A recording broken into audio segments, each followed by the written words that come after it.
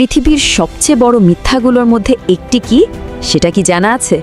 অনেকেই হয়তো ভাবেন আত্মবিশ্বাস ব্যাপারটা জন্মগত, মানে কেউ এটা নিয়ে জন্মায় আর কেউ জন্মায় না। কিন্তু সত্যি বলতে কি এটা একদম ভুল ধারণা।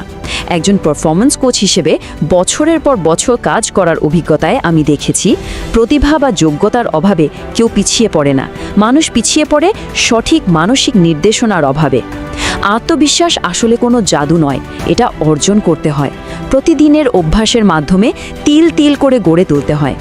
আজকের এই এক্সপ্লেনারে আমরা দেখব ঠিক কিভাবে একটা সাধারণ কিন্তু ভীষণ শক্তিশালী মাইন্ডসেট শিফটের মাধ্যমে এই অটুট আত্মবিশ্বাস অর্জন করা সম্ভব। তো চলুন এই মনস্তাত্ত্বিক যাত্রার গভীরে প্রবেশ করা যাক। মাত্র 2 বছর আগের একটা খুব পরিচিত অনুভূতির কথা একটু কল্পনা করা যাক। হাত কাঁপছে, গলা শুকিয়ে কাঠ, আর পুরো ঘরের সামনে মাথা একদম ব্ল্যাঙ্ক।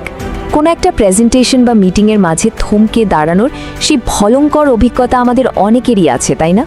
সেই মুহূর্তে মনে হয় যেন সময় থমকে গেছে, আর চারপাশের সব চোখ শুধু একটি ব্যর্থতার দিকে তাকিয়ে আছে। জায়গাটা ভীষণ একাকী এবং অস্বস্তিকর। কিন্তু সেই চরম অস্বস্তিকর জায়গা থেকে আজকে এত সাবলীলভাবে কথাগুলো বলা সম্ভব হচ্ছে কোনো রাতারাতি জাদুতে নয়, বরং মাত্র 3টি সুনির্দিষ্ট পরিবর্তনের মাধ্যমে। এই থমকে যাওয়ার ব্যাপারটা কেন ঘটে সেটা বোঝাটাই কিন্তু পরিবর্তনের প্রথম ধাপ। তাহলে সমস্যার মূল শিকড়টা আসলে কোথায়? যখন কোনো সুযোগ পেয়েও আমরা পিছিয়ে আসি, সেই থমকে দাঁড়ানোর নামই হলো দ্বিধা বা হেজিটেশন। আমরা অনেকেই এই দ্বিধাকে নিজের একটা বিশাল দুর্বলতা বা জন্মগত ত্রুটি হিসেবে ধরে নিই। কিন্তু একটু ভেবে দেখলে বুঝবেন, এই দ্বিধা কোনো স্থায়ী ব্যক্তিগত ত্রুটি নয়, এটা স্রেফ একটা মানসিক পেশির সাময়িক অভাব। ঠিক যেমন হাঁটার বা দৌড়ানোর পেশি থাকে, তেমনি সিদ্ধান্ত নেওয়ার আর সাহস দেখানোরও পেশি থাকে। আর এই পেশিকে কিভাবে সঠিক প্রশিক্ষণের মাধ্যমে শক্তিশালী করা যায়, সেটাই আমাদের আজকের মূল লক্ষ্য। তো আমাদের প্রথম অস্ত্র ফোকাস পরিবর্তন বা তুলনার ফাঁদ। আত্মবিশ্বাসের সবচেয়ে বড় শত্রু কে হতে পারে? ব্যর্থতা নাকি সমালোচনা? এর কোনোটাই কিন্তু নয়। আসল শত্রু হলো তুলনা। প্রতিদিন সকালে উঠে যখন সোশ্যাল মিডিয়া স্ক্রল করা হয়, মনের অজান্তেই আমরা এক বিষাক্ত প্রক্রিয়ার মধ্যে ঢুকে পড়ি। আমরা আমাদের নিজেদের জীবনের সবচেয়ে কঠিন, অগোছালো আর হতাশার মুহূর্তগুলোকে তুলনা করি অন্য একজন মানুষের নিখুঁতভাবে সাজানো হাইলাইট রিল বা সেরা মুহূর্তের সাথে। এটা কি কোনো ন্যায্য মাপকাঠি হতে পারে? একদম না। এই অসম তুলনা আমাদের মস্তিষ্ককে বুঝিয়ে দেয় যে আমরা পিছিয়ে আছি। তাই আত্মবিশ্বাস নির্মাণের প্রথম কাজটাই হলো এই তুলনার ফাঁদ থেকে বেরিয়ে আসা। একমাত্র সঠিক মাপকাঠি হলো আজকে নিজেকে কঠোরভাবে শুধুমাত্র গতকালের নিজের সাথে তুলনা করা। অন্য কারোর যাত্রার সাথে নিজের তুলনা করা মানে নিজের আত্মবিশ্বাসকে নিজের হাতেই ধ্বংস করা। এবার আসি আমাদের দ্বিতীয় অস্ত্রে, ছোট ছোট জয় নিশ্চিত করা এবং পেশি তৈরি করা। প্রথম অস্ত্রটা আয়ত্ত করার পর এবার দেখতে হবে কিভাবে আত্মবিশ্বাসের ভিত্তিটা মজবুত করা যায়। আগেই বলেছি, আত্মবিশ্বাস ঠিক জিমের একটা পেশির মতো। জিমে গিয়ে প্রথম দিনেই কি সবচেয়ে ভারী ওজন তোলা সম্ভব? বৈজ্ঞানিকভাবে এটা অসম্ভব। মনের পেশিও কিন্তু একদিনে শক্তিশালী হয় না। তাহলে এটা কিভাবে তৈরি হবে? খুব সহজ। প্রথমে একটা খুব ছোট ভয়ের মুখোমুখি হতে হবে। হতে পারে সেটা একটা কঠিন ফোন কল করা, যা দীর্ঘদিন ধরে এড়িয়ে চলা হচ্ছিল, কিংবা কোনো মিটিংয়ে শুধু নিজের মতামতটা প্রকাশ করা। এরপর আসে দ্বিতীয় ধাপ, সেই চেষ্টার সাফল্যকে স্বীকৃতি দেওয়া। কাজটা নিখুঁত হলো কিনা তার চেয়ে বড় কথা হলো চেষ্টা তো করা হয়েছে। এই ছোট ছোট পদক্ষেপগুলোই মস্তিষ্কে প্রমাণের পর প্রমাণ জমা করতে থাকে। আমাদের মস্তিষ্ক তখন বুঝতে শেখে যে চাইলেই ভয়কে জয় করা সম্ভব। মনস্তত্ত্বের ভাষায় একে বলা হয় এভিডেন্স বেসড কনফিডেন্স বা প্রমাণভিত্তিক আত্মবিশ্বাস। ধারণাটা কিন্তু খুব গভীর।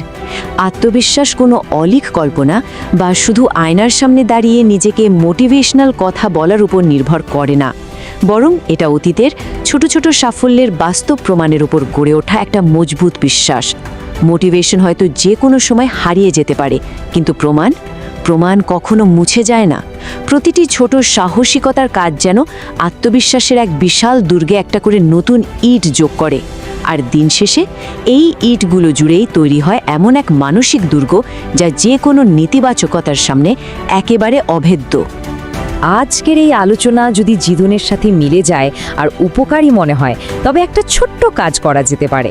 নিচে থাকা লাইক বোতামটি চেপে নিজের পরিবর্তনের প্রতি এবং ব্যক্তিগত বৃদ্ধির প্রতি একটা ছোট অঙ্গীকার করা যেতে পারে।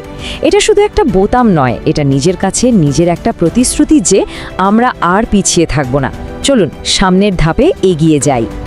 আমাদের তৃতীয় এবং সবচেয়ে গুরুত্বপূর্ণ অস্ত্র, ভেতরের সমালোচককে শান্ত করা আর নিজস্ব কণ্ঠস্বর নিয়ন্ত্রণ করা। অটুট আত্মবিশ্বাসের পথে সবচেয়ে বড় বাধা কিন্তু বাইরের কোনো মানুষ নয়, বাধাটা হলো মাথার ভেতরের নিজস্ব কণ্ঠস্বর। একে বলা হয় ইনার ক্রিটিক বা ভেতরের সমালোচক। এই কণ্ঠস্বর সারাক্ষণ ফিসফিস করে বলে যে আমরা যথেষ্ট যোগ্য নই, আমরা ব্যর্থ হব বা আমাদের দিয়ে কিছু হবে না। কিন্তু বিজ্ঞানের মতে এর কোনো বৈজ্ঞানিক ভিত্তি নেই, এটা বাস্তবের উপর দাঁড়িয়ে নেই। এটা শুধুই আমাদের আদিম এবং সবচেয়ে অযৌক্তিক ভয়ের প্রতিফলন। মানুষের মস্তিষ্ক বিবর্তনের কারণে সবসময় বিপদকে একটু বড় করেই দেখে, আর ঠিক সেই কারণেই এই ভেতরের সমালোচক এত বেশি সোচ্চার থাকে। একে নিয়ন্ত্রণ করতে পারাই হলো আত্মবিশ্বাসের চূড়ান্ত চাবিকাঠি।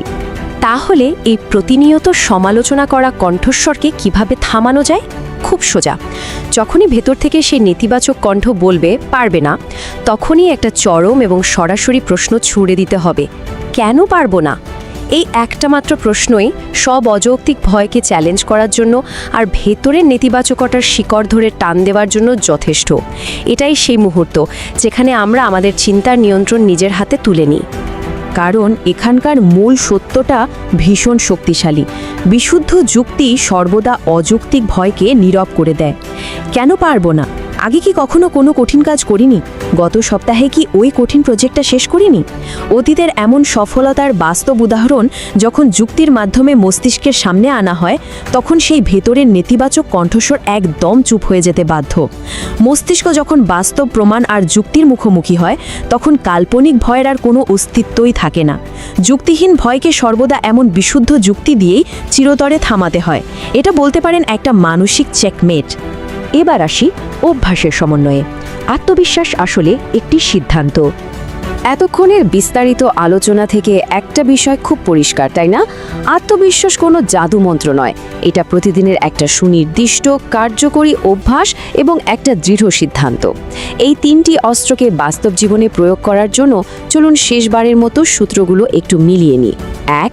অন্যের হাইলাইট রিলের সাথে অসম তুলনা পুরোপুরি বন্ধ করে কেবল গতকালের নিজের সাথে নিজেকে মাপা। 2. মস্তিষ্কে প্রমাণের পাহাড় তৈরি করতে প্রতিদিন অন্তত একটা ছোট ভয়কে জয় করার সিদ্ধান্ত নেওয়া। আর 3. বিশুদ্ধ যুক্তি ও প্রমাণের সাহায্যে ভেতরের সমালোচককে প্রতিনিয়ত প্রশ্ন করে স্তব্ধ করে দেওয়া। এই পদক্ষেপগুলো যদি ধারাবাহিকভাবে মেনে চলা হয়, তবে একটা শক্তিশালী মাইন্ডসেট তৈরি হওয়া একদম নিশ্চিত।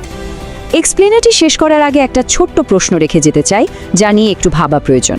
আজ আমরা কোন ছোট ভয়কে জয় করব? এমন কোনো কাজ কি আছে যা হয়তো এতদিন শুধু ভয়ে বা অস্বস্তিতে এড়িয়ে চলা হচ্ছিল? তাহলে আজই সেটা করে ফেলা যাক। মন্তব্যের ঘরে শেয়ার করা যেতে পারে সেই ছোট ভয়ের কথাটি যা আজ জয় করার সিদ্ধান্ত নেওয়া হলো। এটা কিন্তু অন্য কারোর জন্যও দারুণ অনুপ্রেরণা হতে পারে। আর এমন আরও কোচিং ইনসাইটস এবং মনস্তাত্ত্বিক বিশ্লেষণের জন্য তাসফুর 9 চ্যানেলটি সাবস্ক্রাইব করার আমন্ত্রণ রইল। নিজের প্রতি বিশ্বাসের এই সুন্দর যাত্রায় যুক্ত থাকার জন্য অনেক ধন্যবাদ। সামনের এক্সপ্লেনারে আবারও নতুন কোনো বিষয় নিয়ে গভীরভাবে কথা হবে।